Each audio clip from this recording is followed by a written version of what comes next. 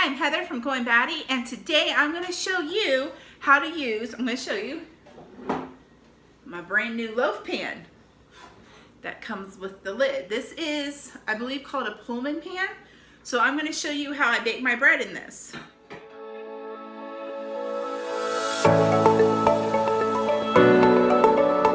I just want to say again, thank you to Margaret, because she is the one that sent me this loaf pan. Now, I've had several of you ask me, where do I get this? I've looked on Amazon. They're sold out on Amazon. Mine was a gift, like I said, and it actually came from the King Arthur Bread Flour Company. That was the big box that, showed up at the post office. So you can order them from there. So keep watching me and I'll show you how I do this. I have my mixing bowl here for my KitchenAid mixer, and I'm going to put in my water, my sugar, and my yeast, and we're just going to stir this up together. I'm just going to take a fork and just kind of whisk it up, and we're going to let this proof for about 2 to 5 minutes.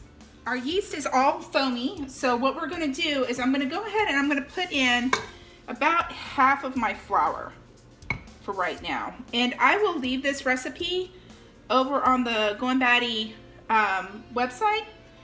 And so I'm going to put half of my flour in there, and then I'm going to put my salt in.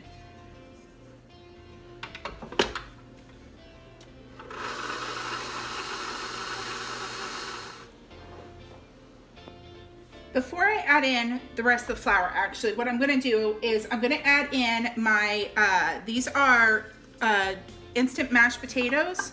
So I'm going to add that in there. And then I'm going to add in a 1/4 of a cup of dry powdered milk. And then we're going to go ahead and put in the rest of our flour. And then as we turn the mixer on and as it's going, I'm going to add in my 6 tablespoons of butter. I'm just going to kind of drop it in there, because I find if I add it in all at once, I have this big chunk of butter that's hard to mix up. So what we're going to do is we're going to start it. We're going to add the butter in, and then we're going to let it knead for 5 minutes.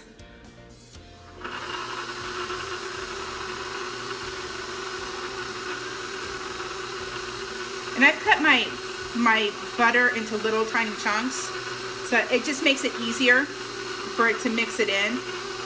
I'm going to set my timer when I see that most of the dough has kind of pulled away from the sides, and that's when I'm going to start my 5-minute timer for the kneading process. Our dough is done kneading, so what we're going to do is we're just going to pull the hook out, and it's not super sticky. And if you can see the inside of the bowl, it's actually, there's not really any stuck to the inside of the bowl. So what I'm going to do actually is I'm going to pull this out and just kind of make it into a ball shape. And then I'm going to put a little bit of vegetable oil in the bowl, just a little tiny bit. And I'm going to just take my hand and kind of rub it around in there so that the bread doesn't stick to the inside of the bowl. And now I know some people don't do this. I just find that it comes out of the bowl much easier if you do this. But I don't use a separate bowl. I just use the bowl that I mixed in. All right, so we're going to take this. And then what we're going to do is just put our bread in there, and then we're going to just kind of turn it over and get all of it oiled real well. So that way nothing sticks to it, because I'm going to put plastic wrap over this, and I don't want the plastic wrap to stick to it. You can also use a warm tea towel if you want. I prefer the plastic wrap. I just feel like I've had problems when I use a tea towel that even when I oil the dough, it'll still stick to the top of the tea towel. And there's nothing worse than trying to get bread dough out of one of your tea towels. So I'm going to take this over here to my stove. I've got the range light, the hood light on. My oven is warming at 350 degrees to bake this bread, so this is a nice warm surface. And we're going to let this raise for 2 hours until it doubles in size, is what you're looking for, is the whole thing to double in size. Our 2 hours is up, so I have my dough that's doubled in size here, as you can see. I've taken my bread pan and I have taken shortening and I've greased the inside of it. You can use butter as well. I've also greased the lid of it. So we're gonna take this now and we're gonna turn our dough out. And we're just gonna kind of shape it into a loaf. And you want it to be about the size of your pan here. So I'm just gonna kind of squish it out. All right, so we have it kind of squished out to the size that we need it. I'm gonna go ahead and roll this up.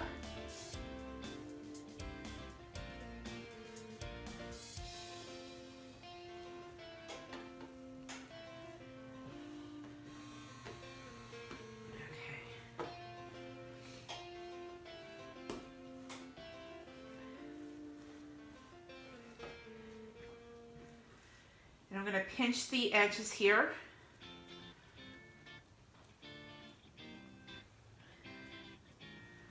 And then I'm going to tuck in and pinch the edges here. So I want the seam on the bottom. So if you can see that, got the seam that runs here.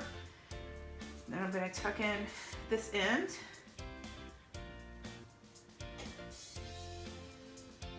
Okay. And now we're gonna lay it seam side down inside the pan here.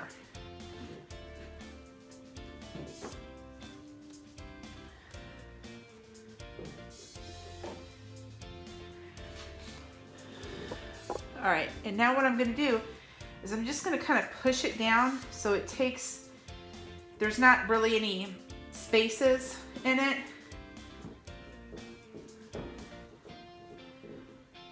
Just kind of push it down.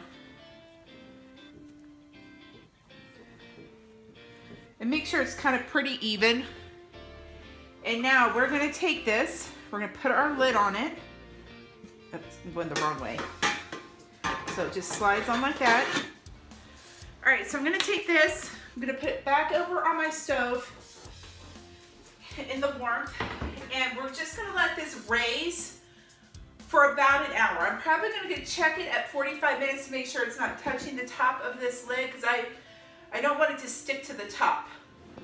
All right, so this has risen, and we're gonna just leave the lid on, and I'm gonna pop it into the oven here for 30 minutes. All right, so our timer is done. So now we're gonna reveal our, see what our bread looks like. Oh, look at that. Awesome. And let's see if we can turn it out.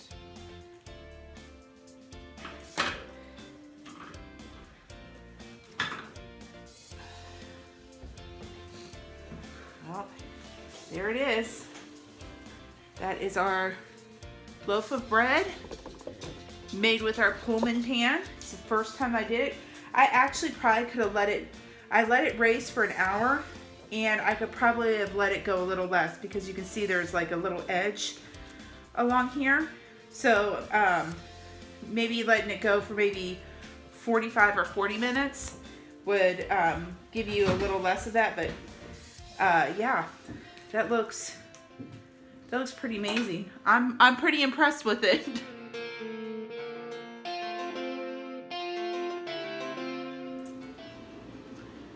All right, so that is our loaf of bread. I'm gonna let this cool, and then I have got kids who are waiting to have sandwiches. So make sure you like and subscribe. I will leave this recipe at our website at goandbatty.com. You can find it there, and more updates as we go. Bye.